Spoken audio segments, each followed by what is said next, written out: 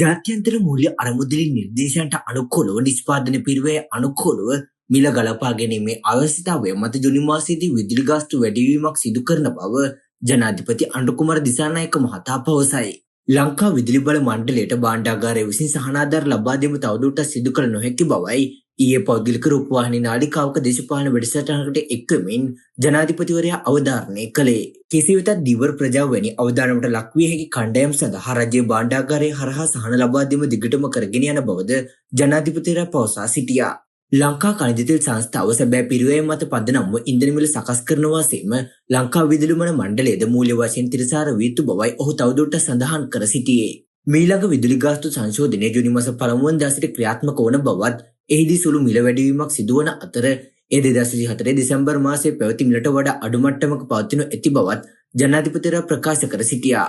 විදුලි බිල වැඩිවීම මැතිවරණ උපක්‍රමයක් නොවන බවත් ඒ ශ්‍රී ලංකා මහජන උපයෝගිතා කොමිෂන් සභාව මගින් මෙහෙයවුම් ලබන කාලරාමුව අනුව ජුනි මාස 1 වෙනිදා සිදුවිය යුතු දෙයක් බවයි ඔහු පවසා සිටියේ. ශ්‍රී ලංකාවේ බලශක්ති සෛරීත්‍යභාවය ආරක්ෂා කිරීම ජාතික ආරක්ෂාවට අත්‍යවශ්‍ය දෙයක් බවද බලශක්ති සෛරීත්‍යභාවයේ නොමැතිව ජාතික ආරක්ෂාව දැනටමත් අවධානයට ලක් වී ඇති බවද එම නිසා විදුලි බල මණ්ඩලයේ පෞද්ගලිකරණය කිරීම කිසිසේත්ම සිදු කළ නොහැකි බවද ජනාධිපති අනුකුමාර දිසානායක මහතා වැඩිදුරටත් සඳහන් කර සිටියා.